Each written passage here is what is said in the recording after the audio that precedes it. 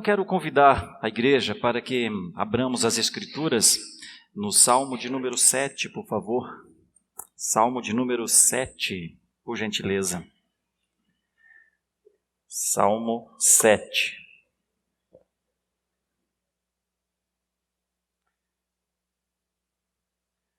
Livro dos Salmos, Salmo 7. Pretendo expor este salmo, são poucos versículos, 17 apenas, com um tema para pensarmos. Onde está Deus, o Senhor, quando passamos por graves tribulações, graves problemas? Onde será que Ele está? Onde está Deus quando as coisas começam a realmente ir de uma maneira que a gente pensa, mas eu não gostaria que fosse assim, ou eu pensei que não passaria por isso, pensei que não passasse por isso. O que Deus está fazendo nesta hora? Nós falamos muito que Deus é fiel, mas Deus é fiel a quem? A quem Deus é fiel? Alguns pensam que Deus é fiel à oração, ao que ora. Alguns pensam que Deus é fiel porque todas as suas promessas, sempre, absolutamente sempre, são em nosso favor. Outros pensam que não, que Deus não é e não precisa ser fiel à oração, ao sofrimento daquele que está passando por determinado momento. Onde Deus está? E como é a sua fidelidade? Então, esta passagem parece nos mostrar algumas coisas que talvez nos ajudem a pensar.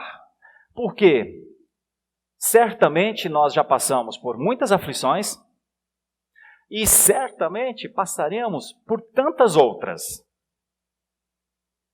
Não seria coerente tentar entender onde está Deus e como Deus age nessas horas?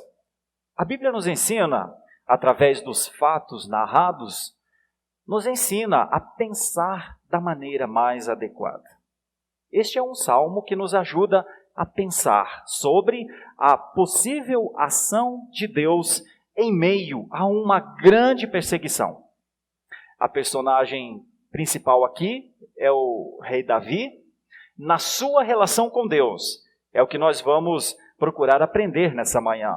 Na relação que Davi tinha com o Senhor. Como ele percebia a presença de Deus. Quais eram as suas esperanças?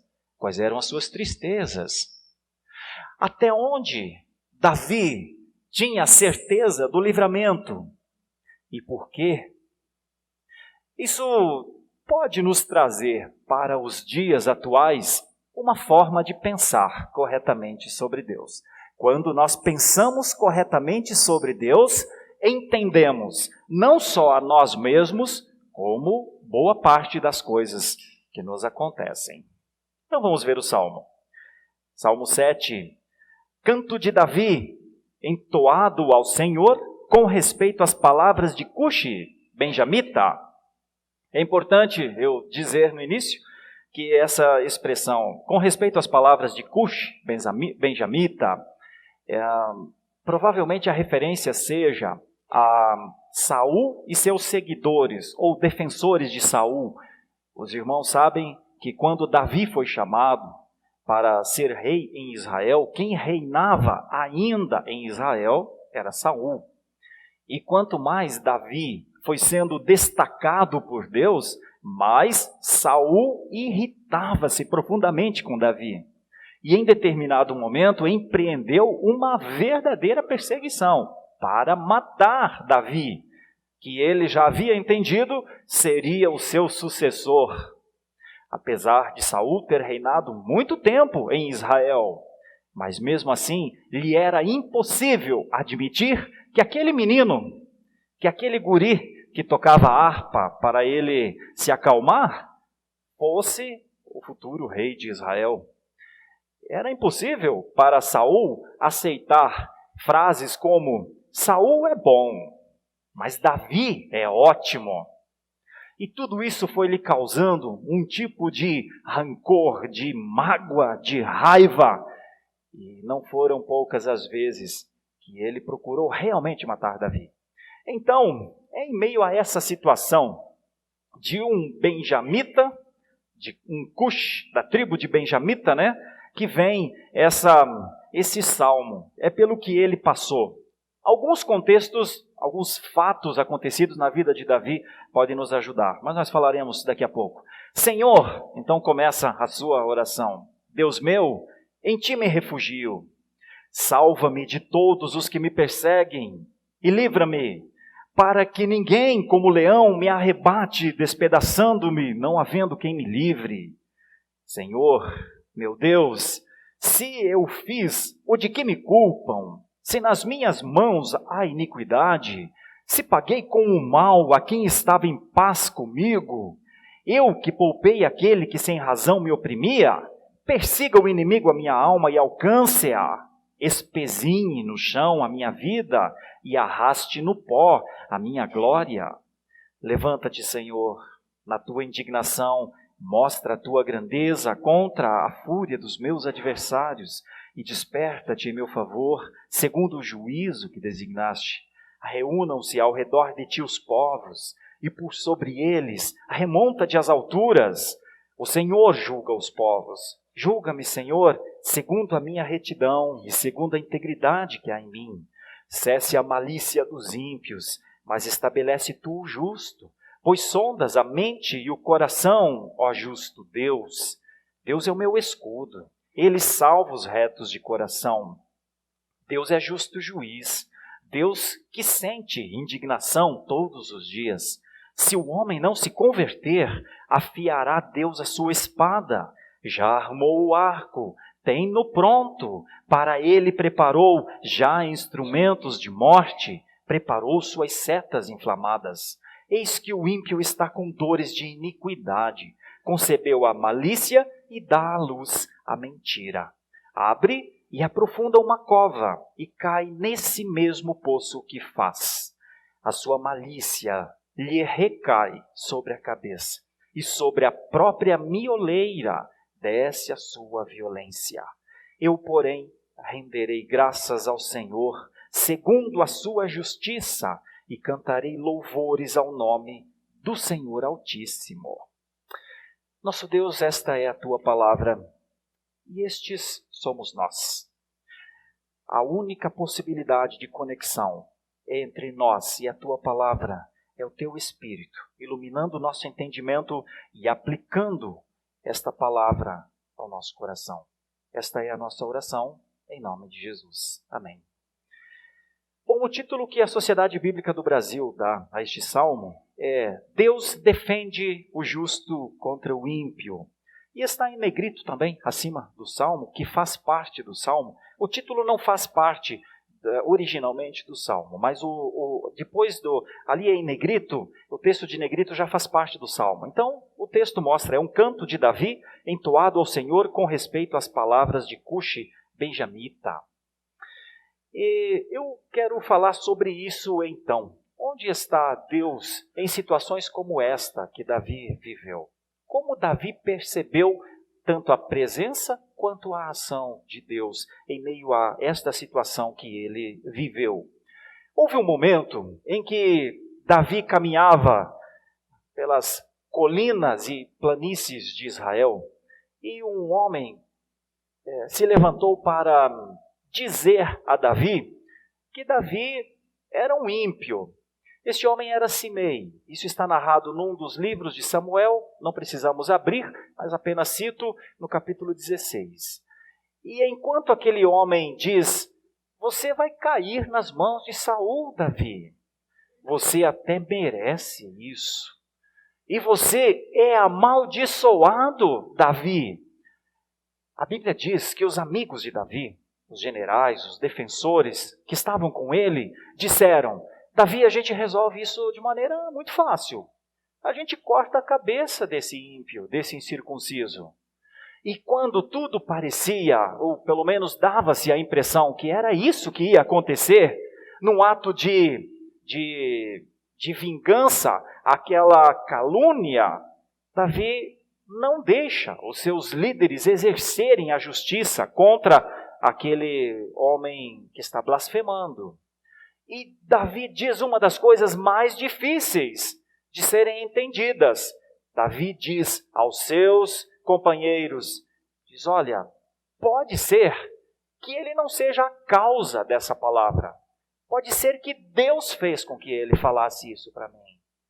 Pode ser que o que eu esteja ouvindo agora é o que Deus queira que eu ouça. Bom, ficou essa dúvida no ar, obviamente, mas Davi não deixou que assassinassem a Simei.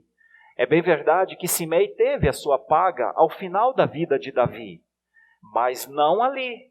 Então, uma coisa que a gente pensa, vendo um salmo como este, é que Davi foi muito perseguido de muitas maneiras mesmo.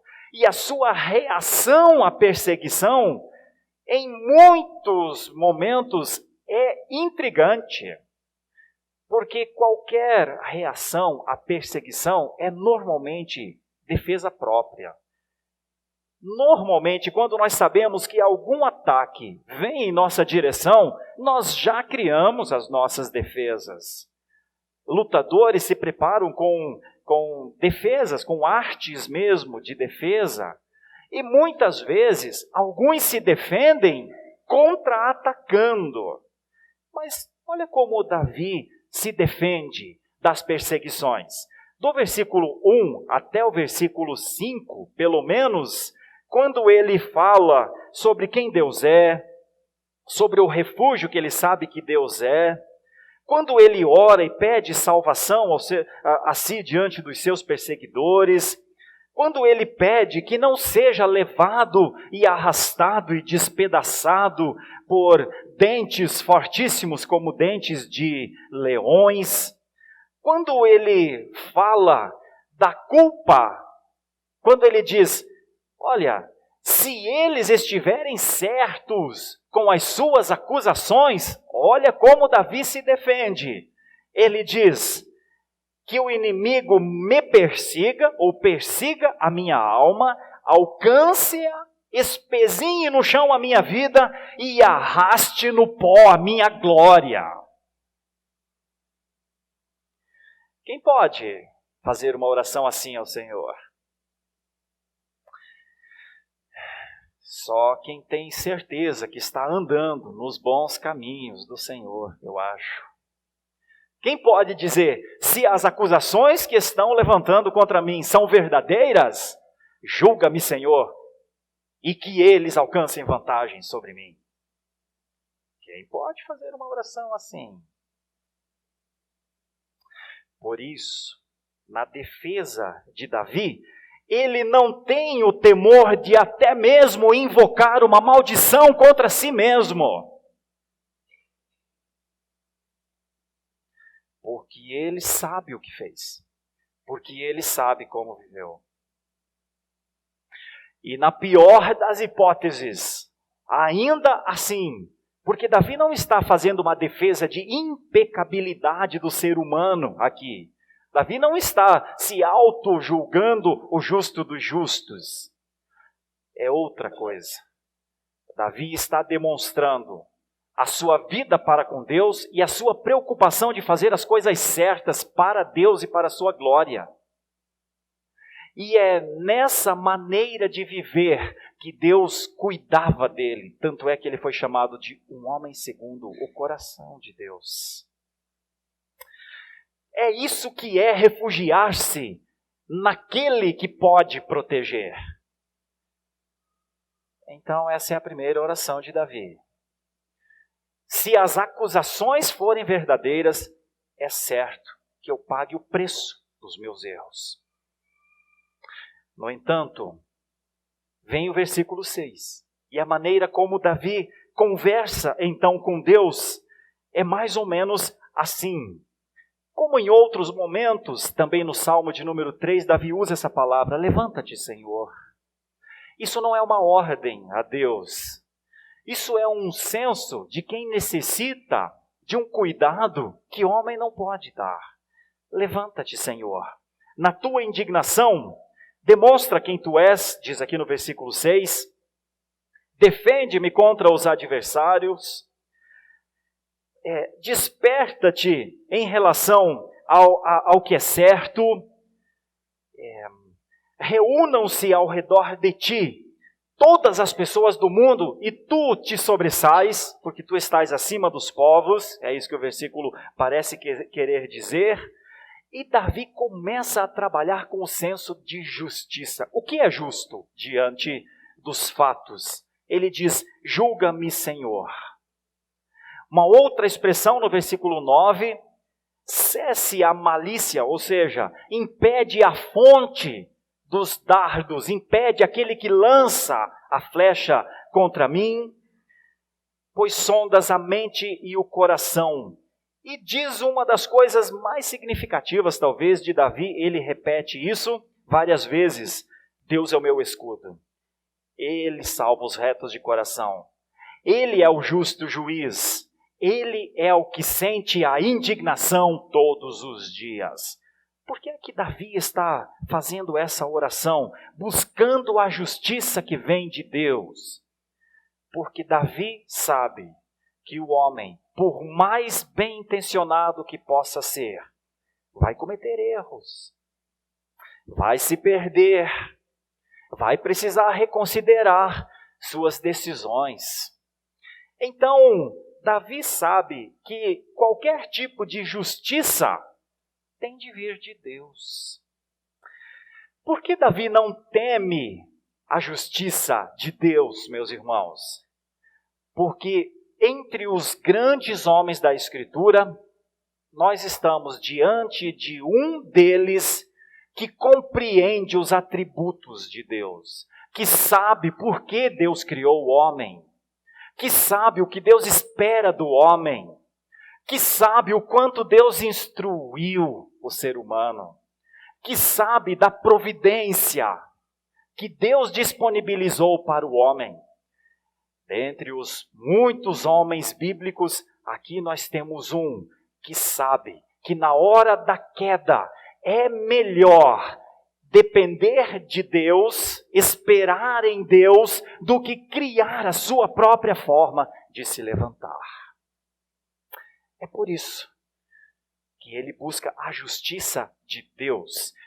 É dessa mesma forma que no Novo Testamento, quando Jesus falou no Sermão do Monte sobre como é que o homem deveria viver, que não era para o homem andar ansioso por coisas que não estavam sob o seu controle, o seu domínio, o próprio Jesus diz, busque o reino de Deus e a sua justiça, e todas as outras coisas serão acrescentadas. É por isso que quando o Senhor Jesus ensinou os seus discípulos a orar, ele disse, venha o teu reino e seja feita a tua vontade. Isso é um jeito de buscar o que é certo a partir do entendimento de Deus. Por isso ele pode dizer, se o Senhor me julgar, Ele mesmo há de me justificar. Se o Senhor exercer a sua justiça sobre mim, Ele mesmo me protegerá. Essa é a mesma ideia que um dia Abraão teve, quando ele foi chamado a sacrificar o seu filho, Isaque. A Bíblia diz que ele sacrificaria o seu filho numa certeza, que Deus o ressuscitaria. Então ele não imaginava que seria uma perda, porque ele cria tanto em Deus, que ele sabia que se ele sacrificasse o seu filho, Deus o ressuscitaria. Apontando para uma ressurreição que aconteceu no futuro do próprio Senhor Jesus Cristo. Então, apelar para a justiça de Deus não é colocar a nossa justiça própria, dizendo, olha, me julga, eu sou inocente porque eu pratico todas as coisas boas. Mas me julga. E se as minhas práticas não forem adequadas, que aquele que foi feito justo por nós nos justifique. Note que de uma maneira ainda que remota, tem cristologia aqui. É Jesus quem justifica E por incrível que pareça, Davi sabia disso. Veja outro versículo, do versículo 12 até o versículo 16. Davi está conversando com Deus e está procurando entender onde Deus está, como Deus age em meio aos seus problemas, aos seus dilemas.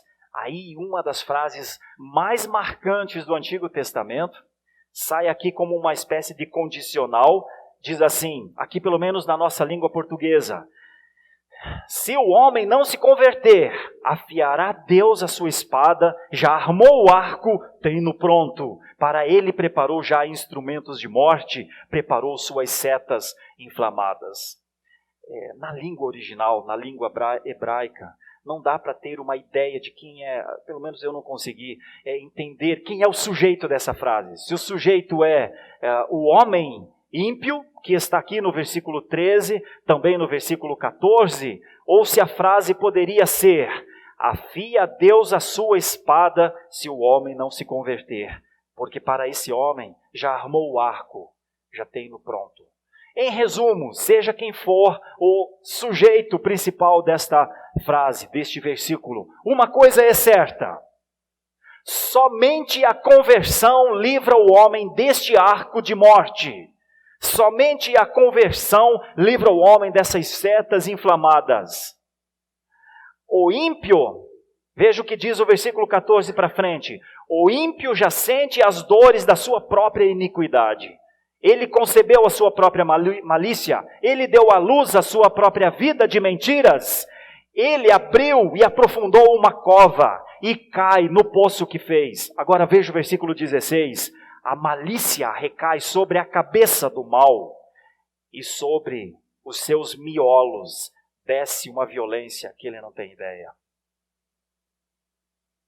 Eu posso dizer uma coisa: o texto está falando que o que plantarmos, colheremos. Que colher o que se planta é uma realidade. O texto está chamando a um tipo de reflexão sobre práticas, porque quem planta milho não colhe soja, porque quem planta ventanias não colhe brisa. E esse texto essa passagem pelo menos pode estar impondo sobre aqueles que temem a Deus um grande fator de restrição sobre as práticas. Isso chama-se domínio próprio.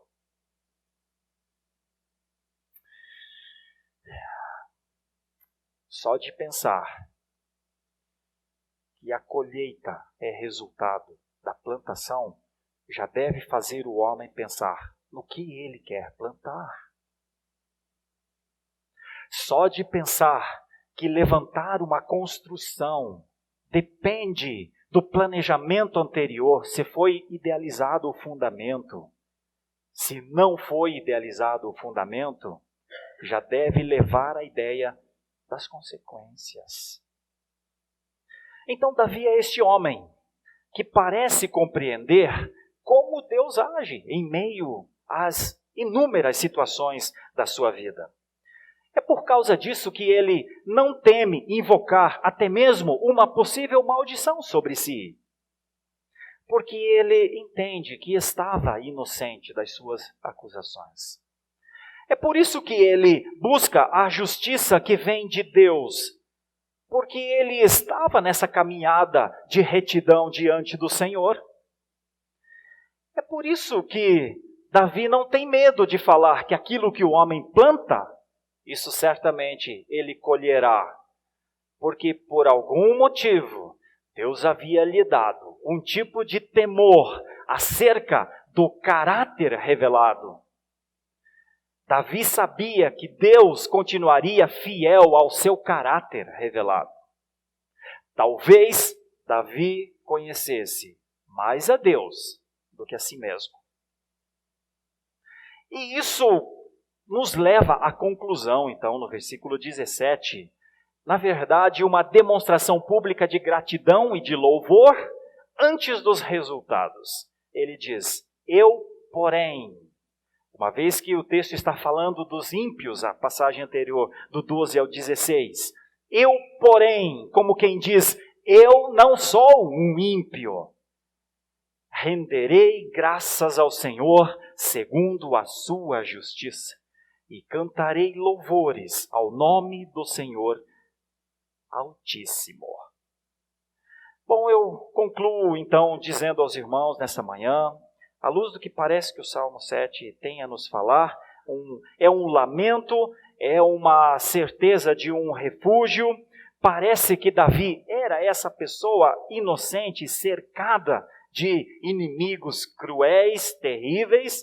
Parece que Davi estava sofrendo tipos de acusações tipos muito duros, e ele resolve buscar isso na casa de Deus, no Senhor. Resolve conversar com Deus sobre as suas situações mais terríveis. E apela numa atitude forense, vamos dizer assim, a um tribunal que ele sabe que é um tribunal justo, o tribunal de Deus. Assim ele entrega o seu caso a Deus. E é essa conclusão que eu quero trazer para nós. Entregar o caso a Deus parece ser a principal atitude de Davi. Parece ser a segurança de Davi. Entregar o caso a Deus parece ser o entendimento do refúgio que há em Deus. Ele protesta a inocência. Ele diz que as acusações não são adequadas. Ele diz que as coisas podem ser diferentes do que os seus acusadores estão dizendo, mas ele sabe que o problema não vai se resolver na esfera horizontal. Ele sabe de onde vem o seu socorro. Por isso ele entrega o seu caso a Deus. Para aplicar, meus irmãos, quem de nós não passa por perseguições? Quem de nós? Só pelo fato de sermos cristãos, nós já temos flechas apontadas de todos os lados contra nós. No entanto, o cristianismo não é um terreno para vitimismo. O cristianismo não é um lugar para lamentos acerca da forma como o mundo sempre reagiu a ele. Desde os tempos do judaísmo, desde os tempos do helenismo, desde os tempos do romanismo, o cristianismo sempre foi uma pequena flor em meio a um grande deserto que ninguém entendia como ela continuava vívida, linda, perfeita, mudando completamente a situação ao seu redor. O cristianismo sempre foi um grupo de pessoas que, por uma ação divina, teve sua mente aberta para reconhecer quem Deus era e, ao mesmo tempo, para reconhecer quem o homem era. E nesse entendimento do reconhecimento de Deus e da sua santidade, de todos os seus atributos, das suas perfeições, o homem se percebe um pecador necessitado. Mas uma coisa que Davi ensina, e que foi claramente ministrada no cristianismo, é que estas pessoas são guardadas por Deus de uma forma miraculosa. E apesar de parecer que elas não vencerão, não chegarão ao final, mas elas chegam. E elas perpassam todos os vales escuros. E as flechas sibilam de todos os lugares, e eles permanecem na caminhada. Talvez não haja povo mais resiliente do que o povo de Deus, porque ele não tem armas físicas para se defender. As suas armas são as verdades de Deus, a confiança em Deus. As suas defesas são o conjunto de ações de Deus na história que sempre conduziu o seu povo. Faz o mar se abrir, faz o outro rio se abrir, faz com que cidades caiam ao toque de trombetas, faz com que aquele povo avance e domine uma terra inteira. Faz com que esse povo levante um tabernáculo, um templo e formule a igreja pela providência do próprio Deus, para não morar mais em construções físicas, para morar no coração deste povo. E este povo anda como igreja, não uma construção, mas um povo que adora, que na presença do Senhor encontra o seu refúgio. Não é um povo muito grande, sabe? E quanto menor é esse povo, mais assusta a sua vitória. Porque é um povo imparável. É um povo que caminha para aquele momento da glória final, que tem uma coroa esperando cada um chegar. É lá, naquela persistência final, que Deus encontrará o seu povo. Por isso a orientação é: persevera. Olha para quem Deus é, mais do que para quem eu e você somos. Porque o que somos, até o que somos, somos porque Deus nos fez. Eu fico imaginando como pensam os ímpios em relação a isso. Provavelmente, ao me ouvirem falar, pensam: não é assim. Provavelmente, ao ouvirem a pregação evangélica, se não se converter, tem um arco apontado para você. Ele pensa: a Bíblia foi escrita por homens. Isso são ideias que pessoas se levantam. Eu digo: paga para ver.